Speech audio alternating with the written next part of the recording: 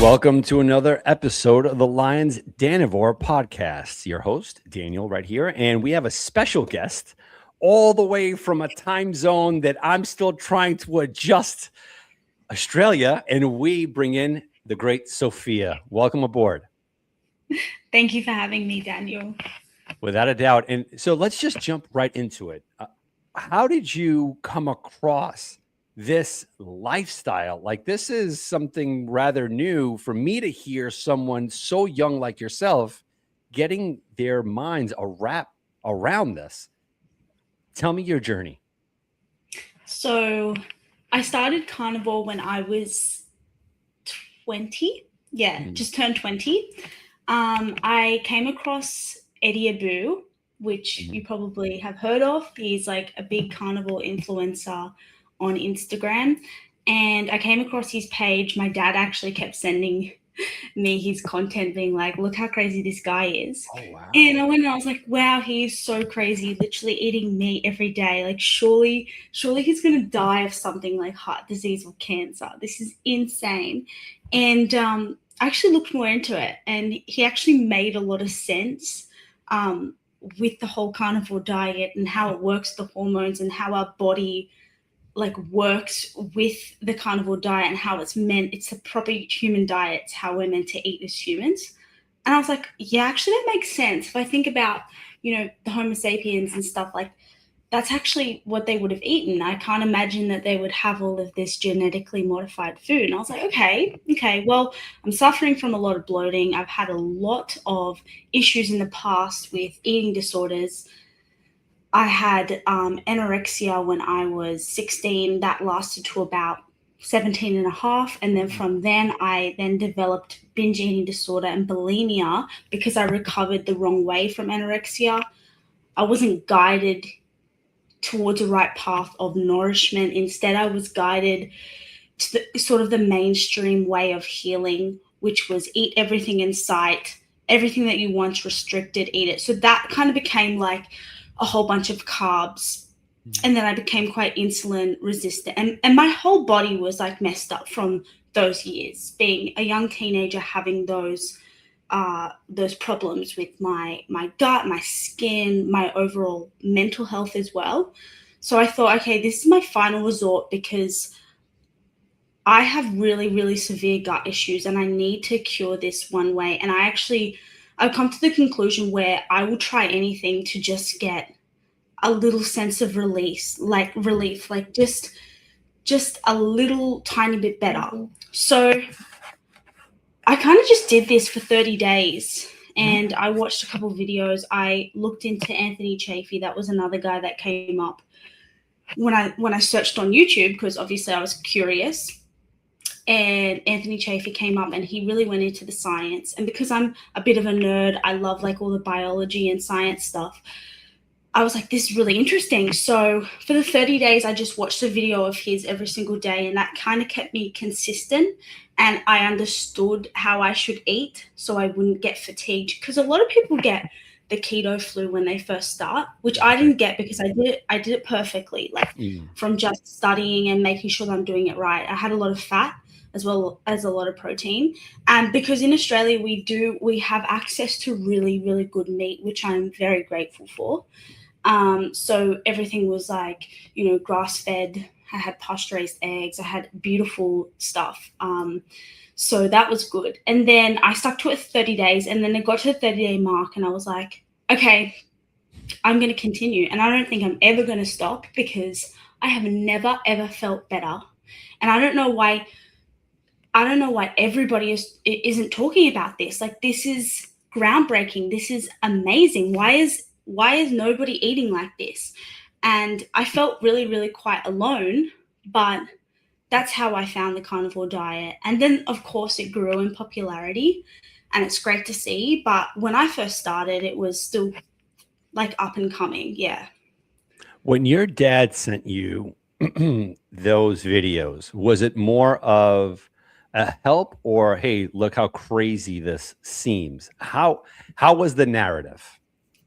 No, definitely not. My dad is very like against Sorry. these extreme diets. He's because we're Italian, so a lot of carbs, a lot of pasta and stuff like that. And when I was recovering from anorexia, he would try and feed me like carbs so I could, because he knew it helped you gain weight, which is true. But he didn't realize that it would ruin your metabolism as well. So yeah, when he sent me that, he was like, look at this crazy guy. But then I was like, wait a sec, he kind of makes sense. And he's like, yeah, actually, he does kind of make sense. And then I he's like, but he looks really good. I was like, yeah, he does. That's crazy that you say that, because I grew up in an Italian home as well, right, with two Italian parents, and same thing. It's very high carb, lots of Yeah. fruit, lots of vegetables. It's a lot of home cooked meals in which you would think that that's the healthy route. Yet Yeah. I was gaining, like, I was a big boy, growing up. And it's wild, because I'm pretty sure that you could attest to it, because your parents are trying to help, but then there's like endearing comments. Like for me growing up, it's like, oh my goodness, you're so fat. You gotta chill out, man. And then Sunday comes, they're like, have another meatball, have another one, And I'm Yeah. like, okay, I'll eat whatever, Yeah. But Yeah. yes, I could That's so attest to that. Yeah, that is so true. But yeah, it's pretty crazy because my parents, after being quite like carb heavy diet, um, they actually transitioned to more of an animal based diet, and that's kind of what the diet they're on now.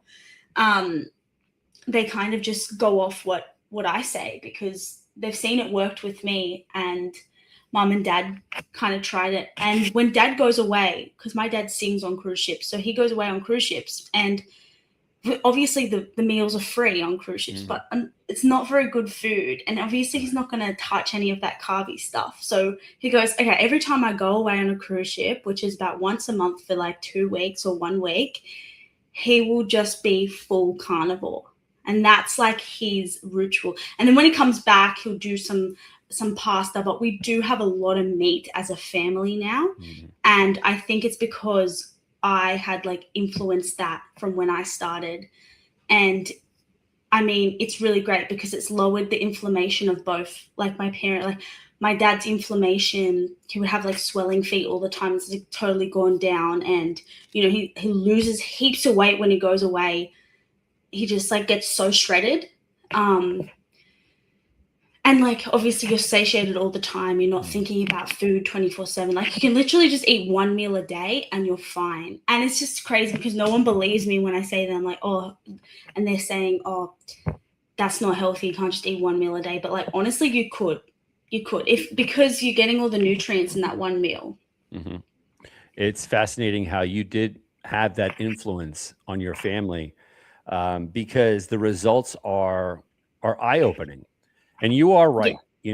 That's why so many people find it so hard to believe that you could only eat once or twice. Like for me, I've come to a conclusion where eating twice is a max. Like for me, where I think Yeah. age has a lot to do with it. I think the younger that you are, maybe the more that you need to eat because you have so Yeah. much energy. And the older you get, maybe once, twice a day is more than suffice. Um, and Yeah. that's the interesting part of this, and where I wanted to ask, how long did you do carnivore? Are you still on it, or have you dabbled a little bit with fruits and vegetables, or like maybe other vitamins and whatnot? Yeah. So yeah, I did carnivore for 1 year straight. That was like full carnivore. And then yeah, recently I study naturopathy now, naturopathy, Mhm. which probably isn't really known in America. I think it's natural medicine. I So love it. it's the study of natural medicine and how plants can be used to cure different things. Anyway, because I'm studying that, I have learned a lot about herbs and essential oils and different types of plants that can be used for healing benefits. I still do believe that meat and fat should be the fundamental of your diet. Animal Mhm. foods should be the fundamental like diet. Right.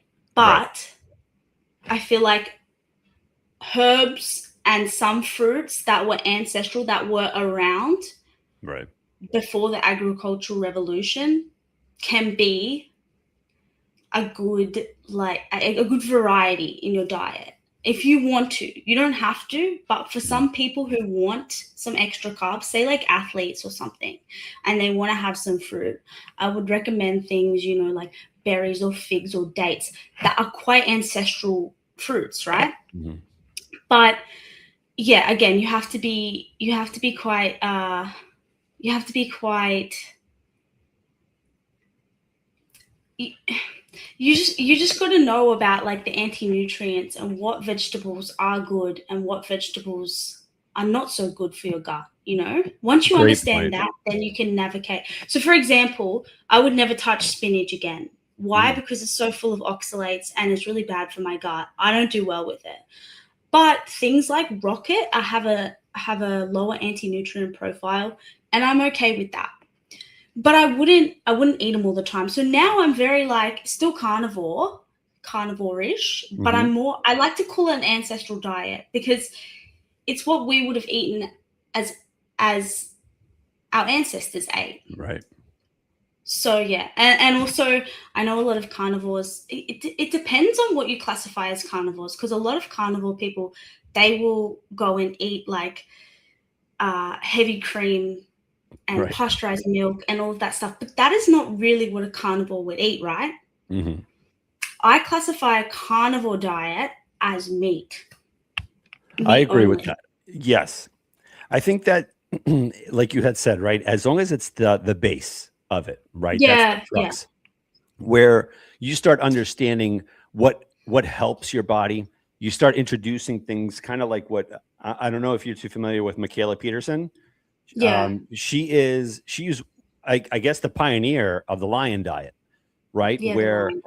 I think the whole entire elimination of not eating anything else, just steak, right? Just beef, ruminant animals, even pork. For me, like I'll eat it once in a while, like some bacon, as long as it doesn't have any sugars and whatnot. But you start introducing certain foods, and you can see what hurts you.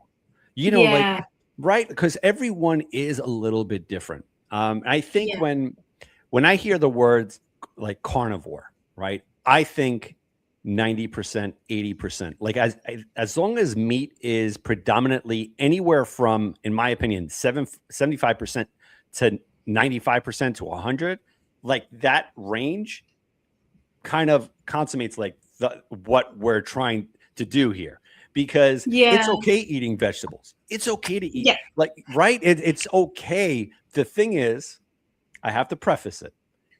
Someone like me, right, that had an issue with eating per se, right? I was obese, and I was very addicted to food. So yeah, vegetables itself t is sort of a carbohydrate, very, very minor. But with my blood type, how I am, it spikes my insulin. And at that point, when it does have that little blip on the scale, I get my disorder back, and I start yeah. eating like crazy. That's why I commend you, Oh, because at least you have a very good control after what you're stating. That's amazing that you can incorporate certain vegetables, certain fruits. What about grains? so grains, no. I still haven't incorporated grains back into my diet. Mm, I have tried, like my mum made this buckwheat olive loaf the other day, and it had buck, which is a little bit different. It's a gluten free type of grain. But yeah, as you said, mhm, grains is something that triggers me. Like it triggers my sugar addiction. right. And I feel like everybody that has had an eating disorder Mhm, knows this feeling where you eat something and it triggers your sugar addiction. And that is why a lot of people have to be carnivore and strict carnivore only, is because any hint of sugar, like, or grain, anything that spikes your insulin will create that addiction again. So yeah, grains is something that, yeah, and it doesn't agree with me either. Like, I get so bloated if I was to have a piece of bread or anything like that. Even sourdough, people say sourdough's been around for ages, but not the type of sourdough that we have here, especially in America or Australia. It's sprayed with a whole bunch of glyphosate and pesticides and stuff. I mean, in Italy, I'm sure you could maybe feel okay on some things because they have banned certain things. And that's the other thing. That's the other thing why I don't understand why people eat it. It's like you're literally eating a dose of poison with it as well. We're the only species that Yeah. sprays our vegetables with poison so that insects don't eat it, yet we wind up eating it. I could only imagine being a fly on the wall, well, an insect, saying, "What the hell are you guys doing? Like, who are you trying Yeah, to I kill know. here?" It's crazy and it's getting worse and worse. So that's the thing. Like, I would only eat vegetables that I grow in my garden or something. You know, I don't I don't go to the grocery store and go and shop for vegetables. That's Right. just not. I walk past the vegetable aisle, you know. It's Isn't it not easy? something that I look for in food. I look at a vegetable, but I don't see anything. Do you know what I mean? And then I look at meat and I actually see with my own eyes, wow, all of these vitamins and minerals in this piece of meat. Like, that's how my eyes work now. And once you know what I mean, you know what I mean, because 100%. you look at animal foods and you're like, okay, look, there's zinc in oysters. There's, you know, a whole bunch of things, unique nutrients in different animal foods. You know, pork's got a whole bunch of thiamine in it, and then there's like meat which have like zinc, vitamin B12. And then some, even if you eat raw meat, there's like vitamin C in that. And people say, oh, carnivores don't have enough vitamin C. But what they don't realize is that your vitamin C intake requirements lower because it's competing for the same, for glucose and vitamin C compete. So your vitamin C lowers, so you don't need as much vitamin C, but also there is vitamin C in meat. So especially when you're eating it rare or raw, which also I did experiment for a while, the raw meat diet. Not sure if you're familiar. You've seen a lot of people do it online. I have. I've seen them. I think they call it blue too. Like, Yeah. right? It's like It's before sort of that. like, yeah. It's sort of like the primal diet. Which, yes, like, for me, I don't think it's very sustainable just because, you know, to source really good quality meat all the time can be a bit tricky. And also, when you buy it, you have to eat it straight away. So it's something like you got to be a bit careful. But if you could always get fresh meat all the time and eat fresh animal foods, sure, like eat it raw, but it's something that I feel like not every normal person can just go ahead and start eating raw meat. It's something that you kind of have to work towards, because like, for me, I hated meat. So even being on the carnivore diet was quite tricky because I actually hated the thought of eating meat. I mean, I used to be vegan when I was like anorexic. I was like trying to be vegan. Right. So I didn't like the thought of like killing animals and stuff like that. But now I realize I've put it in a different sort of view, is not just going and killing animals. Every part of life needs to die in order for something to live, right? So if that means killing one cow to feed an entire family for a year, then that's just one cow, right?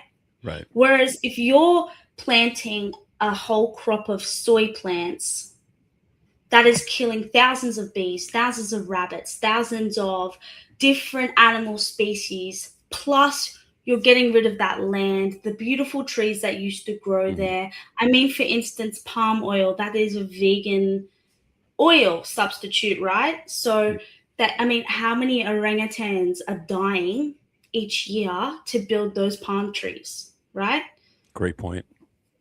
100%. So I think veganism is worse than being carnivore, in my opinion. I'm with you on that.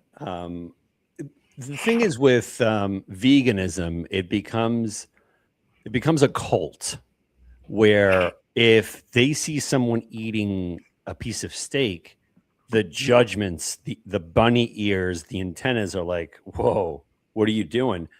I don't get that from the carnivore community, right? Yeah. And yes, there are extreme versions and groups out there that, you know, again, like I had said, that there's a certain range of 75 to 100% being carnivore. And if you fall anything below that, oh, that's it. You're not one of us anymore. Yeah. It's like, all right, you know what? We have to learn from each other. I think there are different, there are subcategories as well. And whatever fits the individual. I think it's such a exclusive club, but to you, right, to the person, what works for you, you know, um, and that's the whole beauty of this, right? Of trying to learn from one another. That's why I like hearing this from you that you incorporate other things, but you knew right away that grains, right away, you know that it kind of sparks a certain issue. Now, I do have a question when you decided to go on to this journey, how was your social life impacted? Like having dinner with friends, family, and whatnot. Here comes the lasagna. And then all of a sudden, nope, not for me. I'm going to stick with the steak. How was that interaction? Yeah. So I feel like when I first started, everyone was very skeptical and very worried about me, worried about what my health was going to be like, and now I'm going into another restrictive diet, and they thought it was going to be another repeat of what I had already gone through. But I kind of just used my knowledge and all of the study that I had learnt to back up what I was saying. And I think that's very, very important. If you're wanting to do this, you need to know how to back yourself up, because you will get a lot of haters and a lot of people asking, but why? And you have to know how to answer it. Otherwise, you just look like you actually don't know what you're doing, and you're just going into this like blindly. So I made sure I knew what I was talking about. But not only that, like, yeah, you kind of do have to. Luckily, I had a lot of supportive people in my life. But if you're having a group of friends that are very used to eating out and eating junk food, and they're not supportive of what you're doing, you need to get new friends, and that's just a given. They're not supportive of your health journey, Absolutely. And if they want to have something to say, then they should go and do their own research on it, not just judge you for what you're doing.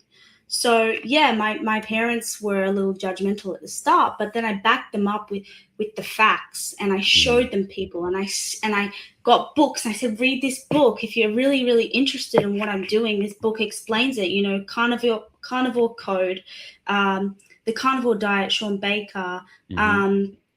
I've got a whole bunch of Toxic Superfoods, all of these books.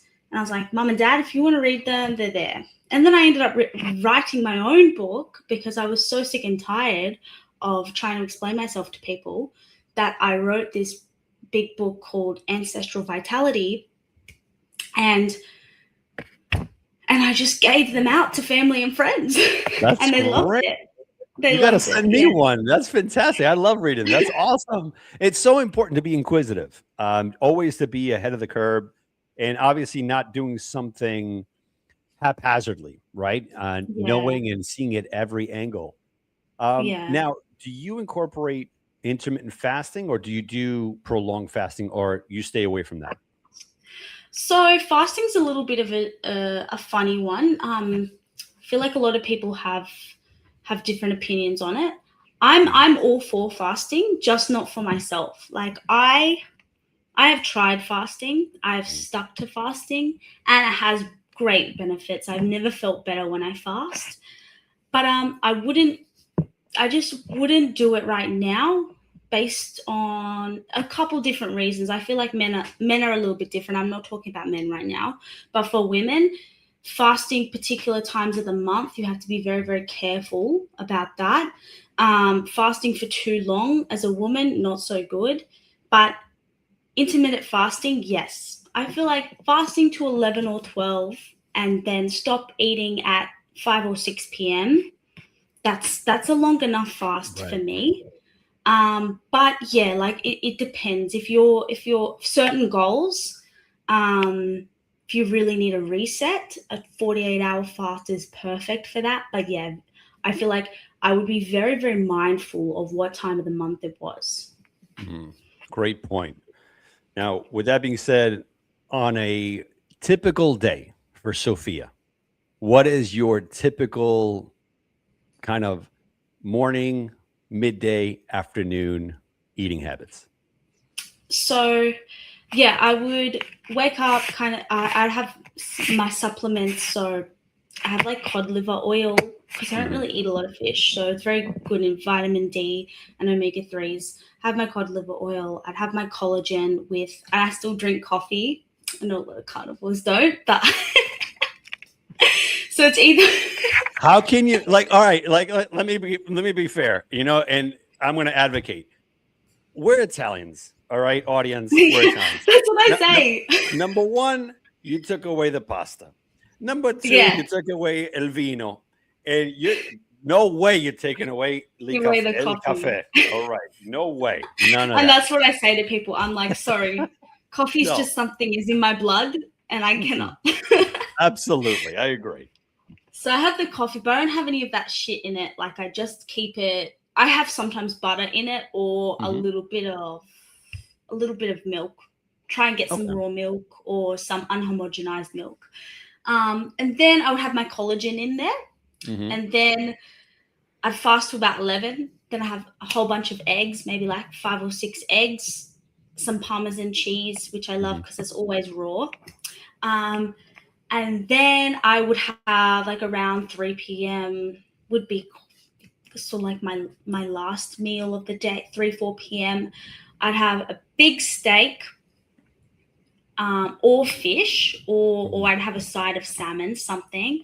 And then I always like to have a little bit of, it's either a big steak or mince mixed in with liver. It's alternate because I do add in organs into my day Hmm. because organs have so many vitamins and minerals that also steak has, but organs just have a higher concentrate of all of that stuff plus more. So liver's your multivitamin basically. So either some liver capsules or liver mince, and then I would sip on bone broth throughout the day.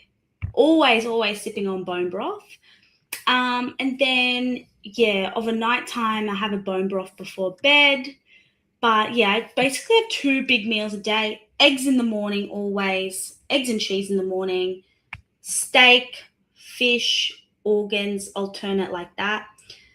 I don't really eat a lot of chicken and I don't eat a lot of pork either. Hmm. Just because chicken isn't doesn't have it doesn't really fill me up first of all unless I eat Hmm. chicken thighs, but also it doesn't have that full kind of nutrient profile that red meat does. Yeah. I agree. Once in a while, I'll have some chicken, Yeah. bacon, and eggs and whatnot. That normally satiates me. But I want to Mm, go back to the organ meat. Right, I'm not a big fan, but but um, I have also family from Argentina, and they cook the cow. Like they just throw the whole cow in a pit, a fire, and then just all right, we're gonna eat the whole thing. And for me, liver, I can't do. Kidney, though, I could. Are there certain interesting. exotic it's the wildest thing. Like, I've never had beef heart. Like, are Oh there my gosh, you have they're to. good? It tastes like steak. Really? It doesn't taste like organ. It tastes like steak, I'm telling you. And you have that once a Heart, week. okay. I'm sorry, Okay. go ahead. I'm sorry. If you don't like organs, Mhm. start with heart. That's what I would say. Okay. Yeah. Yeah. What You got to I try it to understand. Chicken heart's not so much, not very good. Beef heart, like the beef heart's about that big. oh my god. Cut it into strips, Okay. cook it like a steak, lots of butter. I'm telling you, you will not even you won't even know the difference between steak and heart. It's very similar. Yeah. I've It's a never little seen bit it. more Yeah, it looks like steak too. It's a little bit more bloodier than steak. Okay, because Just a little liver I bit more can't bloody. do. I can't do liver. It's just Liver's gross. very metallic. You have to soak it in. Well, you got to put a lemon on it, a lot of lemon Hmm. on it.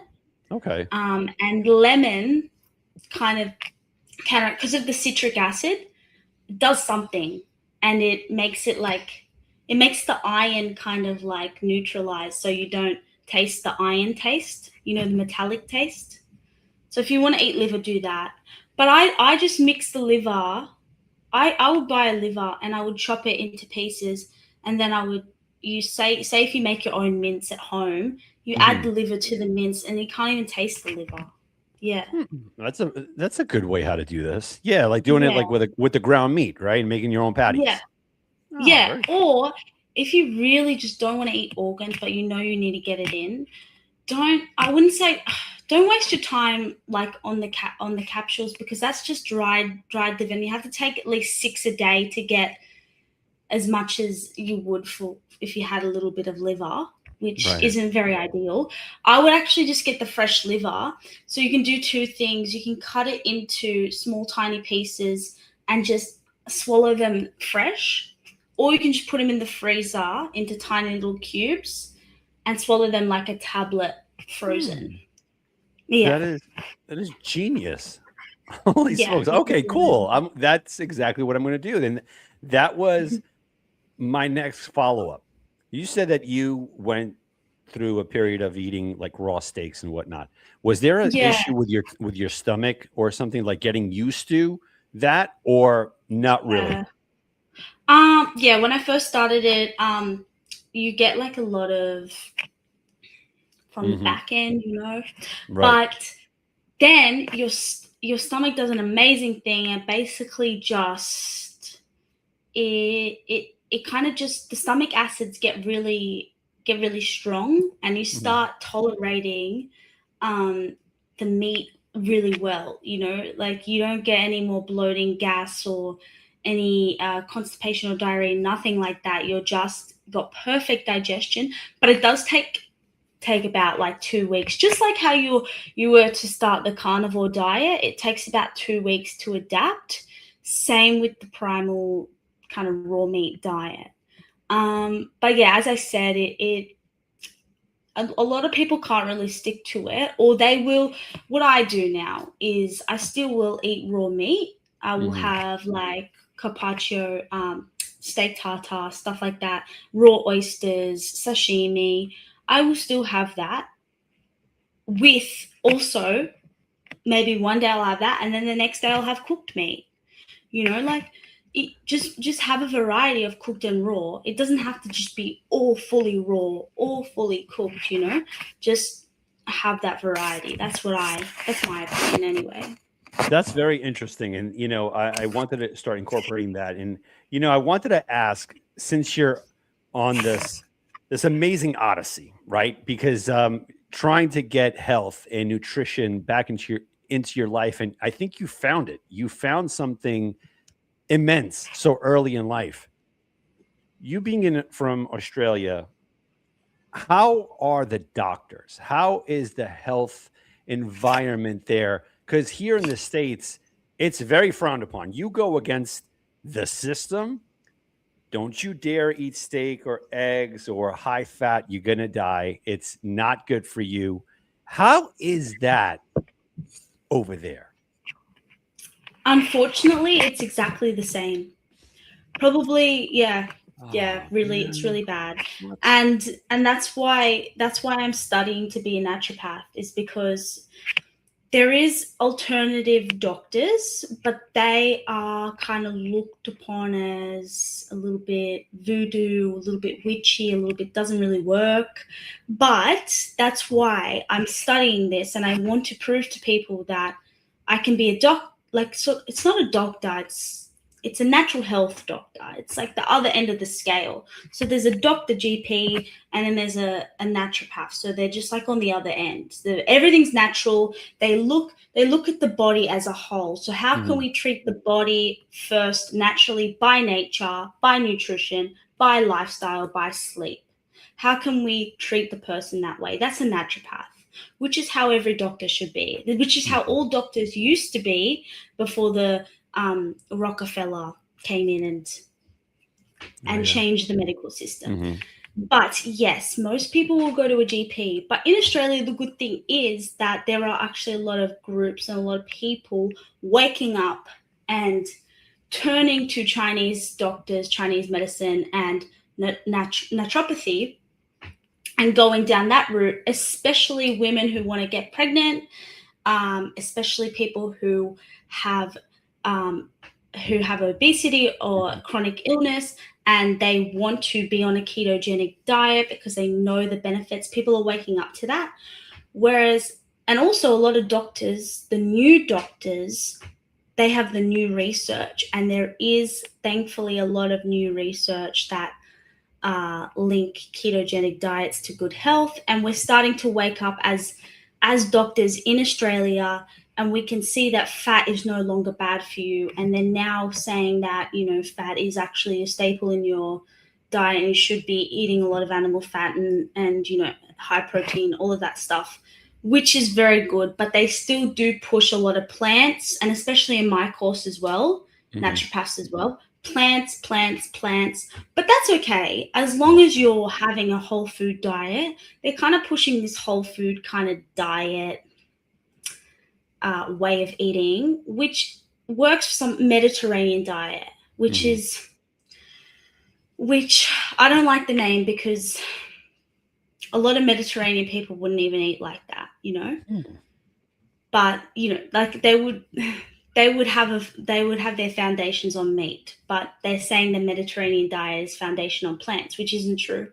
Anyway, that's another story for another day. But basically, the doctors are saying, like a Mediterranean diet, whole food diet, grains, vegetables, fruit, and then you got your meat. But the meat's still like this little tiny portion. Always, no matter what. Yeah, And it's always going to be like that. So naturopathy, right? So that's the same as homeopathic here. So we do the same thing. Yep. Yeah. It's pretty similar. Homeopath is like a little section that you learn in naturopathy. So naturopathy is the umbrella. So naturopathy, natural medicine, health science, natural. And then you've got little things that come off it. Chinese medicine, homeopathy, you got different things like the study of herbalism and so on, You would think that physicians, through their 6 years, 8 years of study, they would go through that. They would try to learn that, but they don't. Nutrition is something it's not even probably 2 weeks. Yeah, it is. That's true. That is true. Because I've spoken to doctors and stuff, and they've told me that it's not about nutrition. Medical school is very, very different. So you go to medical school, and the end result, right? This is what you're meant to learn. This is a disease. This is an illness. What drug can I prescribe them to cure? To Band-Aid. What drug? Okay, you've got arthritis. Let me just go to the shelf and grab a drug. That's what I need to know as a doctor. So you said something interesting. You said something very interesting, right? With the, and I apologize to interrupt, but the naturopathy, I'm messing it up as well. I noticed it. I always do. But it has branches, right? It has the Chinese one, all these herbal medicines, right? Now, the medicinal route where the physicians are, it works inversely. Think about it for a second. You go to the doctor's office, you have an ailment. Now they're going to give you, like you said, a pill. And now that pill is going to help that symptom, but now it's going to branch off and cause another ailment, which you go back to him for another pill and more branches. And before you know it, you're growing leaves on you. And it's horrendous. It's to the point where it really does upset me. Yeah, it does. It upsets me too. But that's why we do what we do, and we get on social media, and we have you have your podcast, and people have their YouTubes, and they speak to the world, because we're in an age where people go onto the internet for answers now. So it's a good thing and it's also a bad thing because there's a lot of misinformation on there. There's a lot of bad stuff on there, but there's also a lot of good. And there's a lot of clever people that do have good information. And it's just up to you to also do your own research and to try it out for yourself, trial and error. And I'm just going to keep saying this until the day I die. You need to do things yourself. No one can tell you what to do. You need to trial it out. And if it doesn't work, move on to the next thing. That's what life is about, trialing it out, gaining knowledge from everybody around you. If this person is doing well on something, maybe it'll work for you. Maybe try it out. And if it doesn't, don't just give up. Like keep going until you find the answer. And eventually, the law of the universe, you will eventually find something if you're going down that path. If you're someone who keeps going to the doctors to keep finding drugs to keep band-aiding yourself, you're never going to get cured because you're staying in this like little box of, I'm too scared to branch out and try anything new because the doctor just knows everything because he's a doctor. No. You're preaching right now. You're preaching, and I love it. That's what it's all about, And I wanted to kind of close both ends here. If you had the opportunity to influence someone, right, to turn their life around, whether it's carnivore or whether it's a different perspective of them righting the ship and getting their health back, what would your approach be? Honestly, I would education. That is one thing that changed my life, and it can change anybody's life. Being open-minded, and that's one thing that I would teach to somebody who needs help. Be open-minded and gain all the information that you can. Never stop learning and never become closed-minded, because once you do, you'll just become closed off to the world and you will no longer grow. And I would say becoming nourished is more than just food. Being nourished is everything around you. It's the amount of time that you spend with your family. It's the amount of time that you spend off your phone and in nature, the amount of sleep that you get, the food that you eat, the area that you are from, whether you're from the city or the country, whether you're able to go out in nature and be free from all the noise, how much quiet time you get, your work environment. If you can not perfect all of those areas, but get to a place in your life where all of these areas are good and that you are happy with everything and you like the way that your life is and you look and you feel nourished, then that's true health and you will have a fulfilling life full of vitality. That's pretty much what I would say, and hopefully that makes sense. But yeah, in a short kind of message, that's what I would say. Well, first off, you need a podcast, lady. You need to open up your own podcast because what you just shared in the past 45 minutes was legit. And I thank you so much for hopping on with us. I know that an episode like this can change a lot of lives. And I know that there are young people looking for answers. And you've gone through such a strong journey. Your travels, you went from the highs of the highs to the middles and you found your way. Wow. It's very impressive. Continue doing what you're doing, Sophia. And where can people find you on social media? My DMs are always open. My Instagram handle is Sophia Galea Wellness. And I have a whole bunch of free resources in my bio. And yeah, you can ask me any question you like. I love having conversations with people on Instagram. But yeah, you've really inspired me to do something sort of like a YouTube or a podcast. But I'll think about it because I have a lot on my plate right now with studying, but I'm sure I can fit it in. Absolutely. If I can do it, you could absolutely knock it out of the park without a doubt. Sophia, thank you so much. Have a great one. Okay. Thank you so much. Have a good one. Bye.